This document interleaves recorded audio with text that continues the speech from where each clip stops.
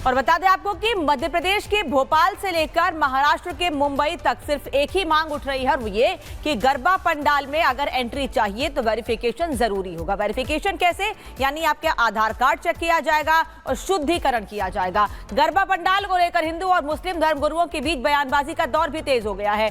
पंडित धीरेंद्र कृष्ण शास्त्री के बयान के बाद मौलाना साजिद रशीदी ने एक भड़काऊ टिप्पणी की है। दोनों के बीच अब ये विवाद गरबा से मक्का मदीना तक पहुंच गया है। रिपोर्ट देखिए।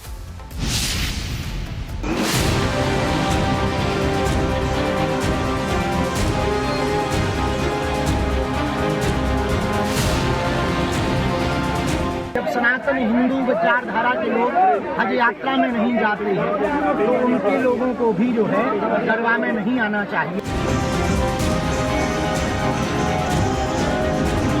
अगर आप मक्का मदीना जाना चाहते हैं उसका है तरीका एक, आ जाइए, मैं आपको कलमा पढ़वा देता हूँ और फिर मैं आपको मक्का मदीना लेकर चलता हूँ।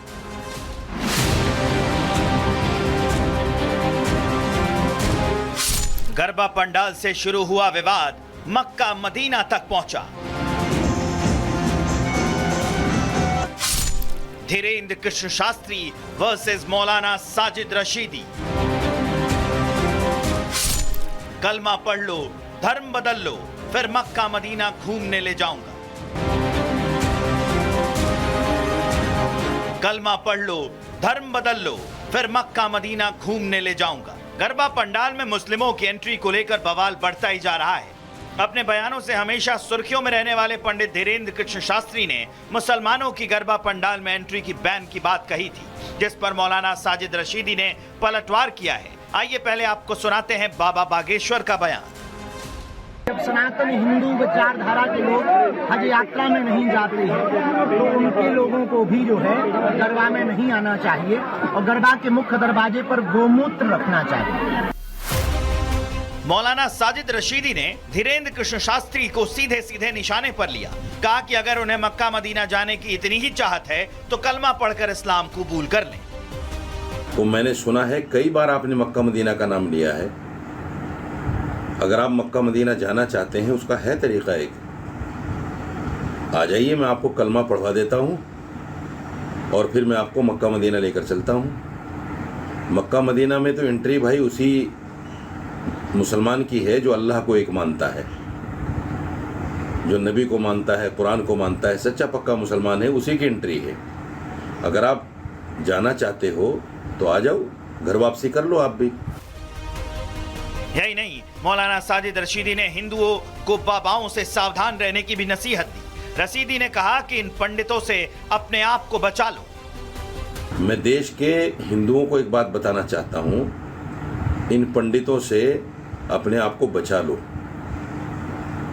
आसाराम, राम रहीम, रामपाल, उनका तो हशर आप देख ही रहे, जेल में पड़े हुए हैं। अभी एक बाबा साउथ में 17 लड़कियों के यौन शोषण में पकड़ा गया, 17 लड़कियों के, और ये 17 तो हैं जो सामने आ गई, पता नहीं कितनी होंगी।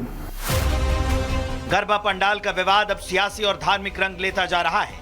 दोनों तरफ से बयानबाजी ने लोगों के बीच नई बहस छेड़ दी है।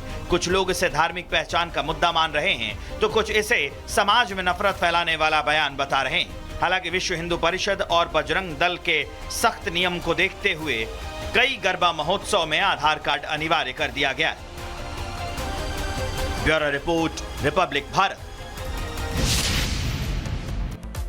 नवरात्रि का पावन पर्व शुरू होते ही राजस्थान के भीलवाड़ा के गरबा पंडालों में इस बार माहौल बिल्कुल अलग नजर आ रहा है। हिंदू परंपरा और मर्यादा की रक्षा के लिए बजरंग दल, विश्व हिंदू परिषद और अन्य संगठनों ने सख्त नियम लागू कर दिए हैं। अब गरबा महोत्सव में वही प्रवेश कर पाएगा जो तिलकधारी और आधार कार्ड दिखाएगा। आइए दिखाते हैं आपको भीलवाड़ा के गरबा महोत्सव का बदला हुआ रंग।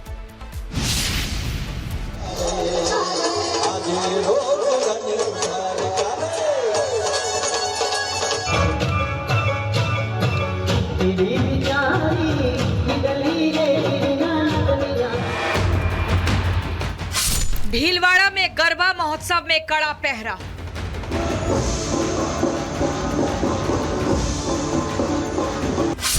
तिलक और आधार कार्ड के बिना एंट्री वर्जित। शराबियों और लव जिहाद पर विश्व हिंदू परिषद की नजर। हिंदू परंपरा और एकता का संदेश देता गरबा।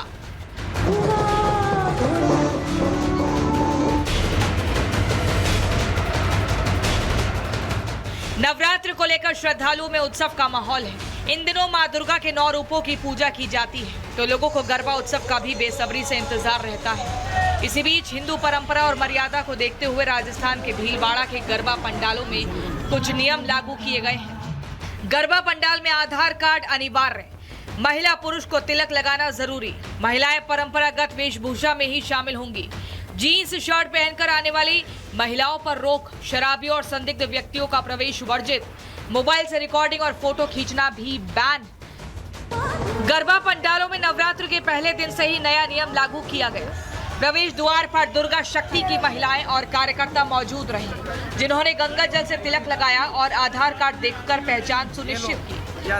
आयोजकों ने साफ कह दिया कि नशे में आने वालों और संदिग्ध लोगों की पंडाल में कोई जगह नहीं है। यही नहीं, लव जिहाद जैसी गतिविधियों पर भी रोक लगाने का दावा किया गया है। देश में बढ़ रही है घटना को देखते हुए, जो लव जिहाद की घटनाएं बढ़ रही है और भी कई सारी घटनाएं बढ़ रही है, उसको देखते हुए विश्व हिंदू परिषद बजरंग दल ने जो निर्णय लिया है, हम उनको मद्देनजर रखते हुए तिलक लगाकर आधार कार्ड चेक कर ही अंदर एंट्री दे रहे हैं। महिलाओं को भी पहले से संदेश दे दिया गया है कि जीन्स और शर्ट पहनकर गरबा में प्रवेश नहीं मिलेगा। यहाँ महिलाएं सिर्फ परंपरागत वेशभूषा में ही शामिल हो सकती हैं।